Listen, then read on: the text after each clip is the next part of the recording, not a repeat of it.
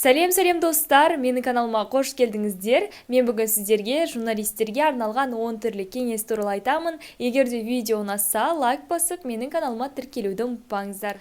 Жалпы отандық журналистердің және шетелдік журналистердің пікірі бойынша да ең алдымен журналист ол жаза білуі керек екен. Сол себепті де журналистке ең бірінші кезекте жазуға кеңес беремін. Өйткені күнделікті сіз 100 сөзден тұратын ақпарат, жаңалық немесе инстаграмға бір арналған пост жазып отырсаңыз да ең бастысы сіз жазуыңыз қажет. Өйткені сіз жазуды меңгермейтін болсаңыз, онда сіз айта алмай қаласыз, сөйлей алмай қаласыз. Өйткені біз сөйлеген кезде біздің ойымыз шашыраңқы болады, ал егер де біз ол нәрсені қағаз бетіне түсіретін болсақ, онда біздің ойымыз бір жүйеге келе бастайды. Сол себепті де журналист ең алдымен жазуды меңгеруі тиіс. 21 ғасырда кез келген белсендінің болсын, журналисттің, жалпы жоғары лауазымды адамдардың барлығының жеке позициясы бар. Яғни сіз де журналист ретінде өзіңіздің позицияңызды ұстануға құқылысыз. Мысалға, кейбір журналистер бар, олар ойлайды, яғни жұмыста мен позициямды айтпауым керек, өмірде де өзімнің позициямды көрсетудің қажеті жоқ деп.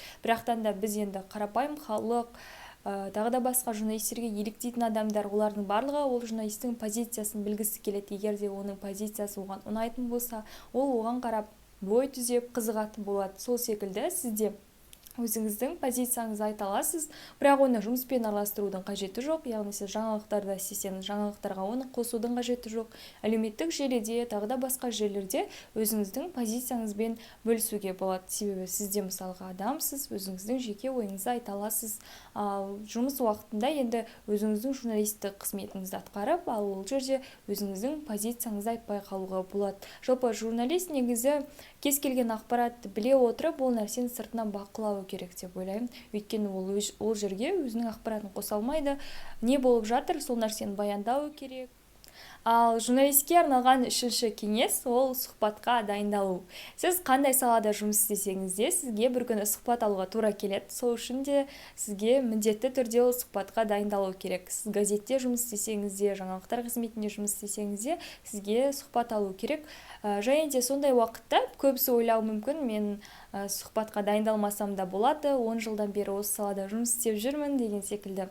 Бірақ сіз ондай кезде өзіңіздің бастапқы кезде не үшін ол адамнан сұхбат алып жатқаныңызды ұмытып қалуыңыз мүмкін. Егер де сізде бір тапсырма болса, егер де сізде сол адамнан осындай бір ақпарат алу керек болса, онда алдын ала өзіңіздің сұрақтарыңызды дайындап барғаныңыз жөн. Өйткені сіз журналистсіз, және де сіз нақты сұрақтар қоюыңыз керек. Мысалға, біз сұхбат алып жатқан кезде енді кейбір адамдар бар, мен не айтамын, мен не сөйлеймін деп ол кісі білмей жатады. Яғни сондай кезде сіз өзіңіздің біліктілігіңізді танытып, өзіңізге керекті ақпараттарды ғана сұрап алуыңыз қажет. Өйткені кейбір адамдар, ғалымдар, үлкен кісілер, олар өте көп сөйлеп, сіздің уақытыңызды алуы мүмкін, ал бірақ сізге ол айтқан ақпараттар қажет емес. Сондай кезде, достар, ең алдымен өзіңіздің бастапқы мақсатыңыздан таймаңыз, яғни сол спикерден, сұхбат алушы адамнан өзіңізге керекті ғана ақпараттарды алыңыз. Ол үшін сізге алдын ала дайындалу керек. Ең бастысы дайындық. Келесі кезекте, достар, тағы да сұхбат алуға байланысты.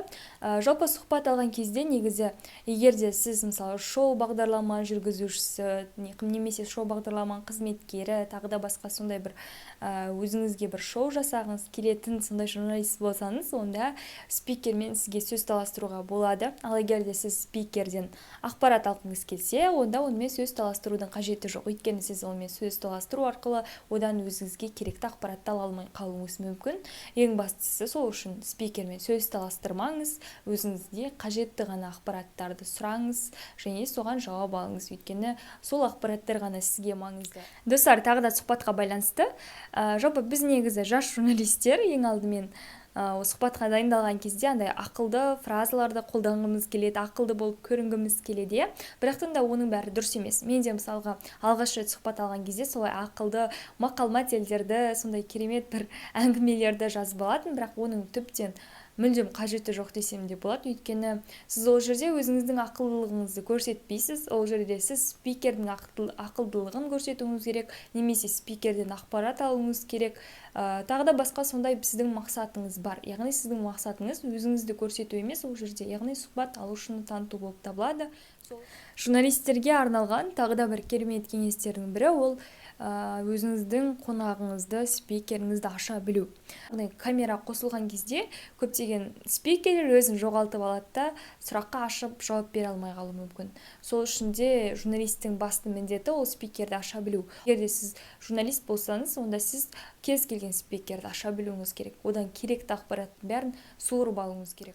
Жалпы журналисттер, мен ойымша, шығармашылық адамдары, олар үнемі дамып отыруы керек. Олар ешқашанда бір орында тұрмауы керек. Жалпы бір орында тұрған судың иісі шығып, солай ешқайда бара алмайды ғой, яғни ол бір орында тұрып қала береді. Сол үшін де журналисттер бір орында тұрмау үшін әрқашанда дамып отыруы керек. Жан-жақты даму керек. Ол шет тілін үйрену керек, мысалға жаңа хобби табу керек, шет тілін үйреніп, басқа да шетелдік журналистердің тәжірибесімен танысу керек. Сонда ғана ол дами алады. Ал егер де сіз мысалға тек қана отандық журналистермен ғана шектелетін болсаңыз, немесе аймақтық журналистикамен ғана шектелетін болсаңыз, онда сіз ешқашанда дами алмайсыз. Және де қазіргі таңда конвергенттік журналистика, яғни сіз жан-жақты болуыңыз керек. Сіз сайтта жұмыс істесеңіз, инфографиканы меңгеруіңіз керек, дизайнды меңгеруіңіз керек, дата журналистиканы меңгеруіңіз керек, көптеген салаларды меңгеріп отыруыңыз керек. Достар, журналистикаға келетін адам ол журналистиканы жақсы көруі керек. Егер де сіз бұл салаға ақша табамын, мен көбірек ақша тапқым келеді деп келетін болсаңыз, сонда сіз көпке дейін бармайсыз. Өйткені сіздің мақсатыңыз, бастапқы мақсатыңыз ол ақша табу болды, журналист болу емес. Егер де сіз қалаған ақшаңызды бұл саладан таппайтын болсаңыз, сонда сіз басқа салаға кетіп қалуыңыз мүмкін. Сол себепті де ең алдымен журналистиканы жақсы көріңіз. Сонда ғана сіз өзіңіздің мамандығыңызды сүйсеңіз, барлық нәрсеге дайын боласыз.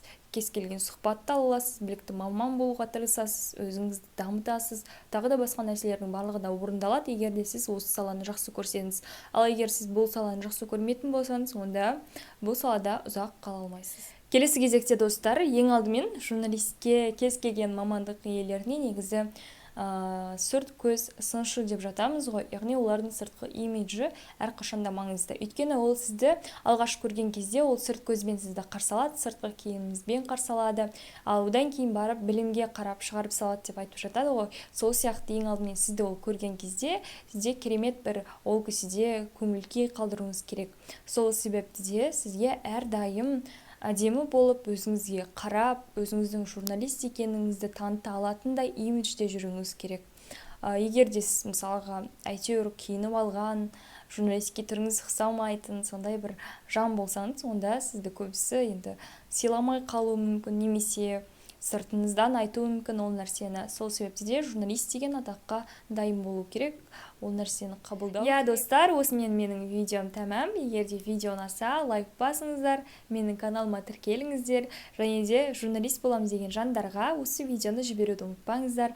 Келесі кездескенше сау болыңыздар.